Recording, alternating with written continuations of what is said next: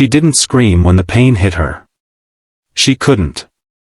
It was as if her body had been struck by lightning from the inside out.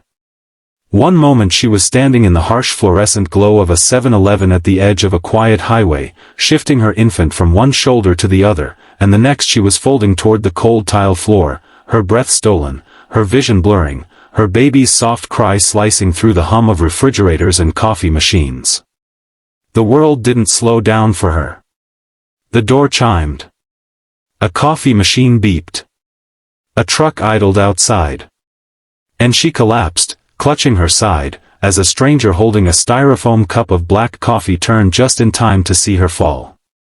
Before we go any further, if you believe in kindness from strangers, in second chances, and in the quiet miracles that happen when no one is watching, take a moment to like this video, share it with someone who needs hope, comment your thoughts, and subscribe to the channel. Stories like this deserve to be remembered.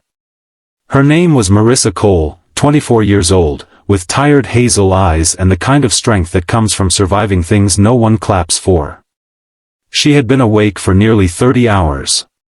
Her son, Noah, barely 8 months old, had been running a mild fever the night before, and she had spent every hour pressing cool cloths to his tiny forehead in the cramped back seat of her aging sedan. The car was everything now.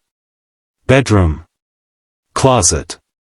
Shelter from a world that had grown increasingly unkind. The kidney stones had started months ago, a dull ache that she had ignored because ignoring pain was cheaper than treating it. The hospital had given her medication once, during an emergency visit when she had insurance through a job she no longer had. But that job disappeared when the small manufacturing plant closed down, and with it went her coverage, her paycheck, and her fragile sense of stability. Her boyfriend had already left long before that, unable to handle the pressure of fatherhood or responsibility. Marissa had stopped expecting anyone to stay. That morning, the pain returned with a vengeance. It began as a tight grip in her lower back as she drove off the highway in search of a restroom and hot water for baby formula. The 7-Eleven sign glowed like a lighthouse in the gray dawn. She told herself she could make it inside, use the restroom, breathe through it. She had survived worse. She always did. Inside, the store smelled of burnt coffee and sugary pastries. A couple of teenagers laughed near the soda machine. A clerk flipped through a magazine behind the counter. And near the coffee station stood a man in a worn flannel shirt and heavy boots, broad-shouldered and sunburned, with a trucker's cap pulled low over his eyes.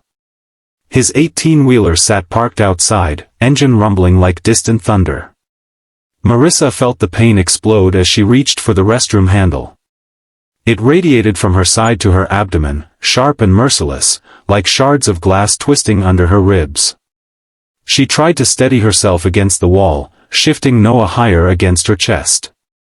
He sensed her distress instantly and began to cry, small fists pressing against her collarbone. Her knees gave out before she could call for help. The trucker's name was Daniel Reed. He had been driving since midnight, hauling produce across 3 states. His back ached, his eyelids were heavy, and all he wanted was caffeine strong enough to cut through the fog in his head. But the sound of a baby crying in sudden panic snapped him to attention in a way coffee never could. He saw her crumple. He didn't think. He moved. The coffee hit the floor as he reached her, catching the baby before he could slip from her weakening arms. Marissa's face had drained of color, her lips trembling as she tried to speak but only a strained whisper came out. Her hands were clutching her side so tightly her knuckles had turned white. Daniel knelt on the tile, cradling Noah securely against his chest with one arm while supporting Marissa's shoulders with the other. He asked her if she could hear him, if she could breathe. She nodded faintly, tears leaking from the corners of her eyes. The pain was so intense it felt unreal, like her body was being punished for something she didn't understand. The store clerk finally rushed over, wide-eyed and uncertain. An ambulance was called. The teenagers stared in stunned silence. Daniel noticed something most people might have missed. The diaper bag was nearly empty. The baby's onesie was clean but worn thin. Marissa's shoes had holes near the toes.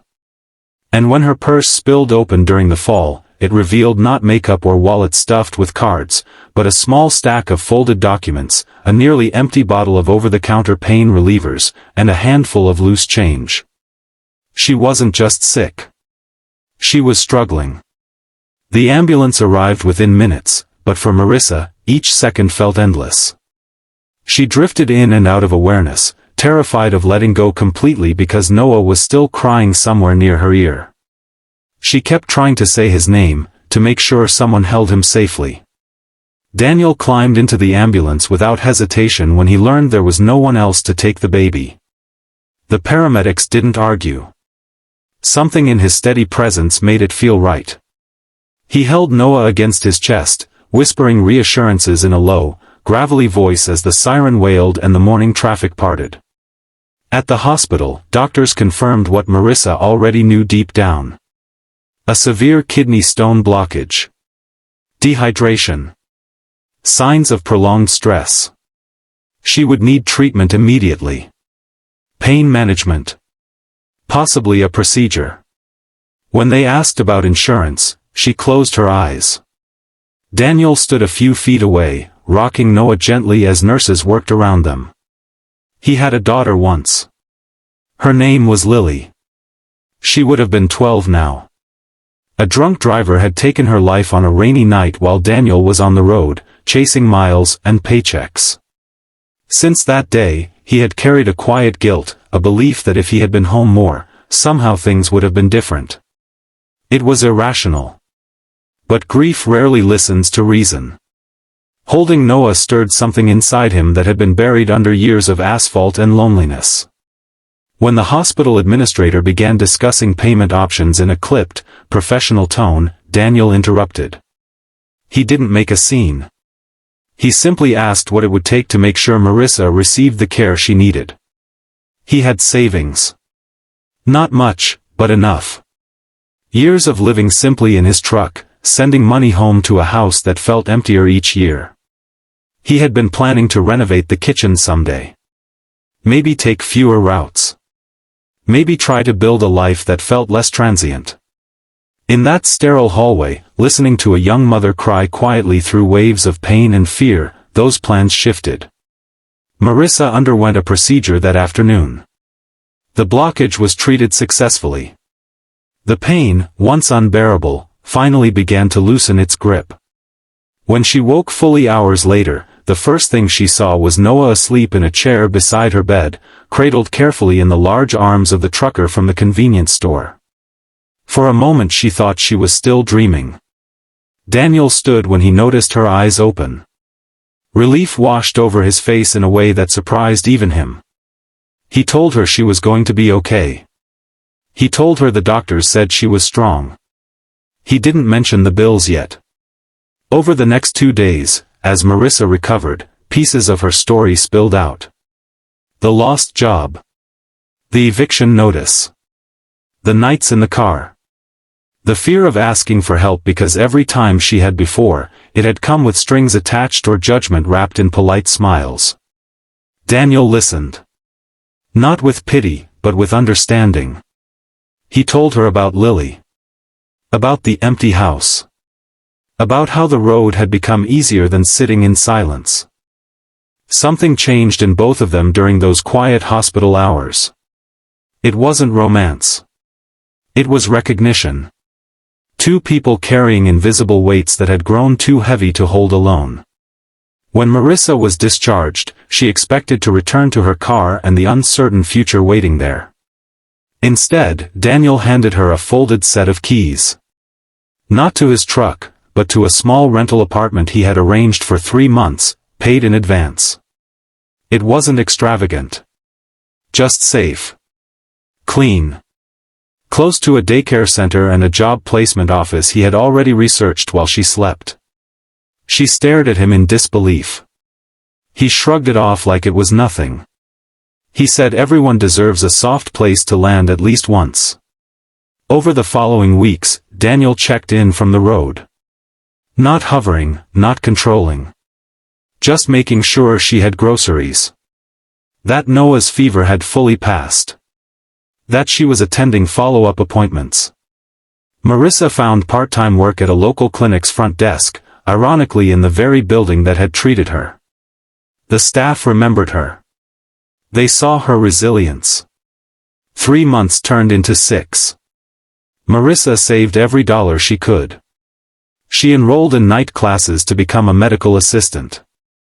The pain that had once brought her to her knees became a turning point she could trace everything back to. Daniel eventually reduced his routes. He found himself taking deliveries that passed near her city more often than not.